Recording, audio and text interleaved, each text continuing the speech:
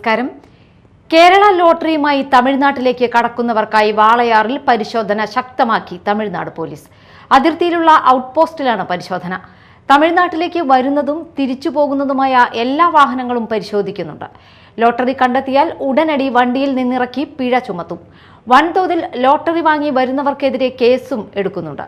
വ്യാഴാഴ്ച കോയമ്പത്തൂരിലേക്ക് വന്ന ഒരു തമിഴ്നാട് ബസ്സിൽ നിന്ന് 4 പേരെയാണ് ലോട്ടറിയുമായി പിടിച്ചത്. ന്യൂസ് ടൈം ആരംഭിക്കുന്നു. ആദ്യം പ്രധാന തലക്കെട്ടുകൾ.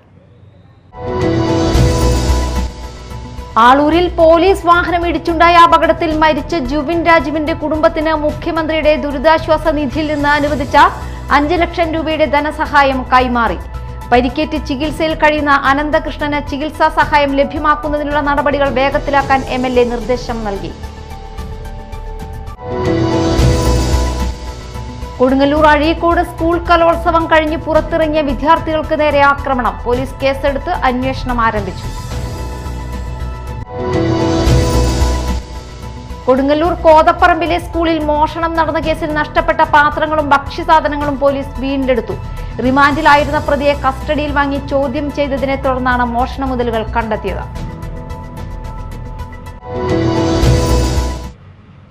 വിശദമായ വാർത്തകളിലേക്ക്.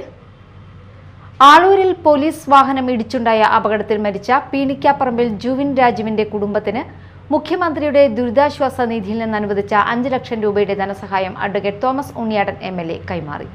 പരിക്കേറ്റ് ചികിത്സയിൽ കഴിയുന്ന അനന്തകൃഷ്ണന് സർക്കാർ ചികിത്സാ സഹായം ലഭ്യമാക്കുന്നതിനുള്ള നടപടികൾ വേഗത്തിലാക്കാൻ MLA നിർദ്ദേശം നൽകി. ആളൂരിൽ പോലീസ് വാഹനം ഇടിച്ചുണ്ടായ അപകടത്തിൽ മരിച്ച പീണിക്കാപ്പറമ്പിൽ ജുവിൻ രാജുവിന്റെ കുടുംബത്തിനാണ് മുഖ്യമന്ത്രിയുടെ ദുരിതാശ്വാസ നിധിയിൽ നിന്ന് അനുവദിച്ച 5 ലക്ഷം രൂപയുടെ ധനസഹായം അഡ്വക്കേറ്റ് തോമസ് ഉണ്ണിയാടൻ MLA കൈമാറിയത്. അപകടത്തിൽ ഗുരുതരമായി പരിക്കേറ്റ് ചികിത്സയിൽ കഴിയുന്ന തയ്യിൽ അനന്തകൃഷ്ണന് സർക്കാർ ചികിത്സാ സഹായം ലഭ്യമാക്കുന്നതിനുള്ള നടപടികൾ വേഗത്തിലാക്കാൻ ആവശ്യമായ രേഖകൾ എത്രയും പെട്ടെന്ന് സർക്കാരിന് കൈമാറണമെന്ന് റവന്യൂ ഉദ്യോഗസ്ഥർക്ക് MLA നിർദ്ദേശം നൽകി. ജുവിൻ രാജിൻ്റെ മരണം ഉണ്ടായി. ആ മരണമുണ്ടായ കുടുംബത്തിന് സംസ്ഥാന സർക്കാർ അനുവദിച്ച 5 ലക്ഷം രൂപയാണ് എൻ്റെ ചെക്കാണ് ഞാൻ കൈമാറുക. കൂടാതെ വളരെ ഗുരുതരാവസ്ഥയിൽ ആശുപത്രിയിലായിരിക്കുന്ന അനന്തകൃഷ്ണന് അദ്ദേഹത്തിൻ്റെ ചികിത്സാ ചെലവുമായി ബന്ധപ്പെട്ട് ആ കാര്യങ്ങളൊക്കെ പഠിച്ച് ഒരു ചികിത്സാ ചെലവ് കൊടുക്കാൻ ഗവൺമെൻറ് ആഗ്രഹിക്കുന്നുണ്ട്. അതിനുള്ള നടപടികൾ നടന്നു വരികയാണ്. താമസിയാതെ അതേ സംബന്ധിച്ചുള്ള കാര്യങ്ങളൊക്കെ ഒന്ന് തയ്യാറാക്കാനായി റവന്യൂ ഡിപ്പാർട്ട്മെൻറ്റിനോട് പറഞ്ഞിട്ടുണ്ട്. അവരിന്നും നാളെയായി അതേ സംബന്ധിച്ച് അനന്തകൃഷ്ണൻ്റെ ചികിത്സ കാര്യങ്ങളെ സംബന്ധിച്ചിടത്തോളമുള്ള ഒരു ഡീറ്റെയിൽസ് കളക്ടർക്ക് സമർപ്പിക്കും. കളക്ടർ അത് ഗവൺമെൻറ്റിന് സമർപ്പിക്കും. അതിനെ തുടർന്ന് അനന്തകൃഷ്ണനും ചികിത്സാ ചെലവുമായി ബന്ധപ്പെട്ട ഒരു തുക കൊടുക്കാൻ ഗവൺമെൻറ് ഉദ്ദേശിക്കുന്നുണ്ട്. ആയിട്ടുള്ള തീരുമാനം ക്യാബിനറ്റിൽ എടുത്തിട്ടുണ്ട്. അപകടവുമായി ബന്ധപ്പെട്ട് വാഹനം ഓടിച്ചിരുന്ന ജീപ്പ് ഡ്രൈവർക്കെതിരെ നേരത്തെ നരഹത്യാ കുറ്റം ചുമത്തി കേസെടുത്തതായും ജോലിയിൽ നിന്ന് സസ്പെൻഡ് ചെയ്തതായും തോമസ് ഉണ്ണിയാടൻ MLA അറിയിച്ചു.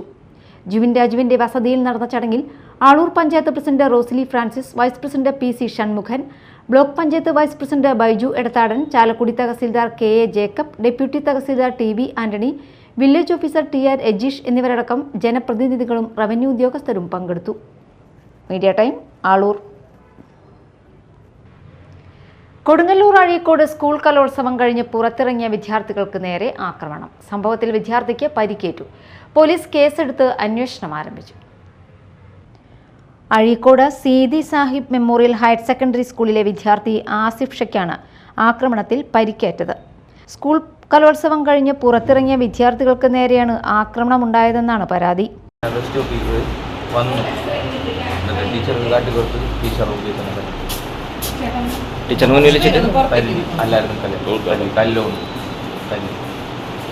എന്ത് വെച്ചിട്ടാ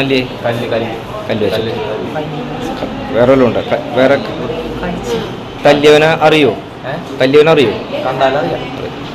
നേരത്തെ വേറെ വല്ല പരിചയം വല്ലോണ്ട്? അങ്ങനെ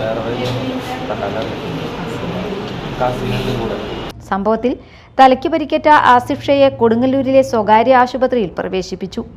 ആക്രമണത്തിന് പിന്നിൽ ലഹരി മാഫിയയാണെന്നാണ് പരാതി. സംഭവത്തിൽ കൊടുങ്ങല്ലൂർ പോലീസ് കേസ് രജിസ്റ്റർ ചെയ്ത് അന്വേഷണം ആരംഭിച്ചു. Media time Kodungallur. കൊടുങ്ങല്ലൂർ കോതപ്പറമ്പിലെ സ്കൂളിൽ മോഷണം നടന്ന കേസിൽ നഷ്ടപ്പെട്ട പാത്രങ്ങളും ഭക്ഷ്യസാധനങ്ങളും പോലീസ് വീണ്ടെടുത്തു. റിമാൻഡിലായിരുന്ന പ്രതിയെ കസ്റ്റഡിയിൽ വാങ്ങി ചോദ്യം ചെയ്തതിനെ തുടർന്നാണ് മോഷണ മുതലുകൾ കണ്ടെത്തിയത്.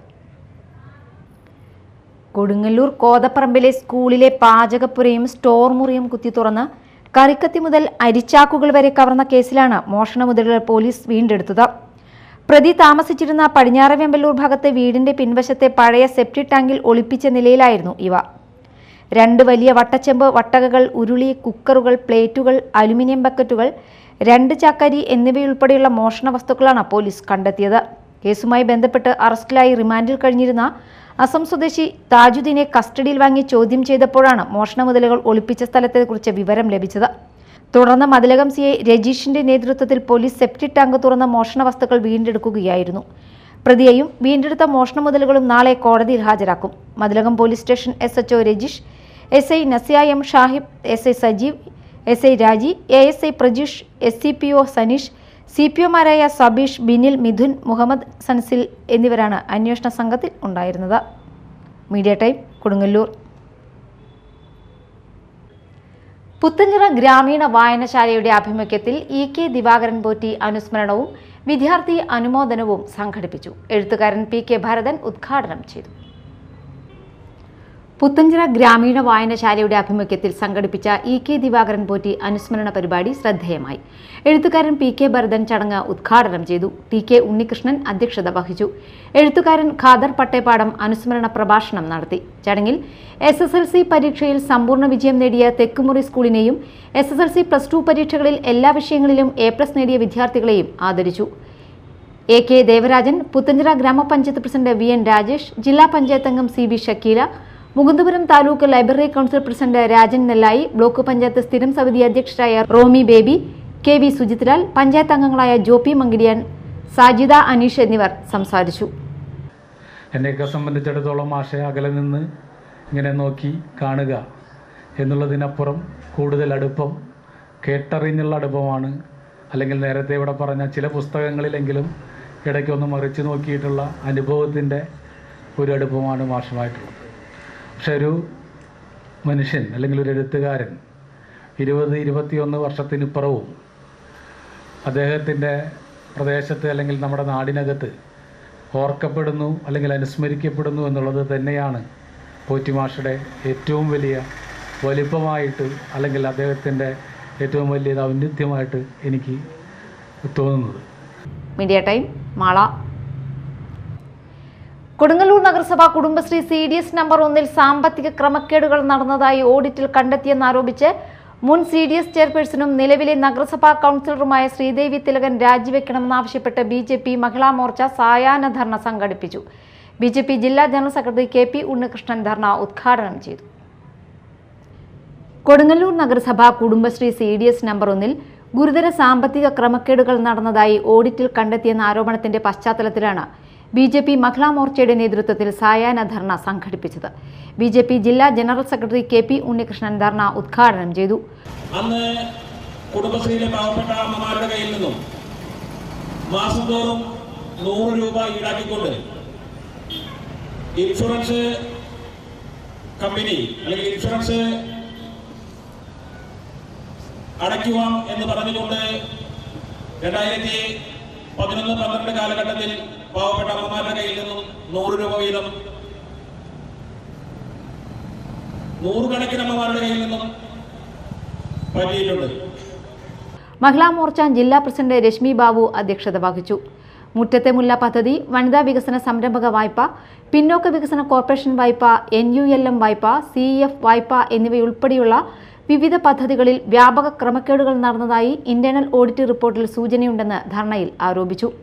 കുടുംബശ്രീ ഭരണസമിതി എടുത്ത ചില വായ്പകൾ നഗരസഭ കുടുംബശ്രീയുടെ തനത് ഫണ്ടിൽ നിന്ന് ബാങ്കിൽ അടച്ചു തീർത്ത് ലക്ഷക്കണക്കിന് രൂപയുടെ സാമ്പത്തിക നഷ്ടം വരുത്തിയെന്നും നേതാക്കൾ ആരോപിച്ചു. ആരോപണങ്ങളിൽ സമഗ്രവും സുതാര്യവുമായ അന്വേഷണം നടത്തി ഉത്തരവാദികൾക്കെതിരെ നിയമ നടപടി സ്വീകരിക്കണമെന്നും ആരോപണ വിധേയയായ മുൻ CDS ചെയർപേഴ്സണും നിലവിലെ കൗൺസിലറുമായ ശ്രീദേവി തിലകൻ ധാർമ്മിക ഉത്തരവാദിത്തം ഏറ്റെടുത്ത് കൗൺസിലർ സ്ഥാനം രാജിവെക്കണമെന്നും ധർണയിൽ ആവശ്യപ്പെട്ടു. BJP മണ്ഡലം president ER Jithesh, Sujeesh Krishnan, Pravitha, Sajeevan Pallath, Vidyasagar KR, Vinitha Tinku, Manoj IS, TJ Jemy എന്നിവർ സംസാരിച്ചു. Media time, Kodungallur. വീട്ടുമുറ്റത്ത് ഉണക്കാനിട്ടിരുന്ന ജാതിക്ക മോഷ്ടിച്ച കേസിൽ പശ്ചിമ ബംഗാൾ മുർഷിദാബാദ് സ്വദേശി ഹസൻ എന്നയാളെ കൊരട്ടി പോലീസ് അറസ്റ്റ് ചെയ്തു. നിയമ നടപടികൾ പൂർത്തിയാക്കിയ ശേഷം പ്രതിയെ കോടതിയിൽ ഹാജരാക്കും. കൊരട്ടി കിഴക്കുമുറി വഴിച്ചാൽ സ്വദേശിനി തട്ടിൽ വീട്ടിൽ ശില്പയുടെ വീട്ടുമുറ്റത്ത് നിന്ന് 10,000 രൂപയോളം വില വരുന്ന 18 കിലോ ജാതിക്കയാണ് പ്രതി മോഷ്ടിച്ചത്. ജൂലൈ 22-നായിരുന്നു സംഭവം. ചിറങ്ങരയിലെ കടയിൽ മോഷ്ടിച്ച ജാതിക വീണ്ടും വിൽക്കാനായി എത്തിയപ്പോഴാണ് പ്രതി പിടിയിലായത്. Koratty police station SI Shibu CPM സംഘവുമാണ് പ്രതിയെ അറസ്റ്റ് ചെയ്തത്. പ്രധാന വാർത്തകൾ ഒരിക്കൽ കൂടി. ആളൂരിൽ പോലീസ് വാഹനം ഇടിച്ചുണ്ടായ അപകടത്തിൽ മരിച്ച ജുബിൻ രാജുവിന്റെ കുടുംബത്തിന് മുഖ്യമന്ത്രിയുടെ ദുരിതാശ്വാസ നിധിയിൽ നിന്ന് അനുവദിച്ച 5 ലക്ഷം രൂപയുടെ ധനസഹായം കൈമാറി.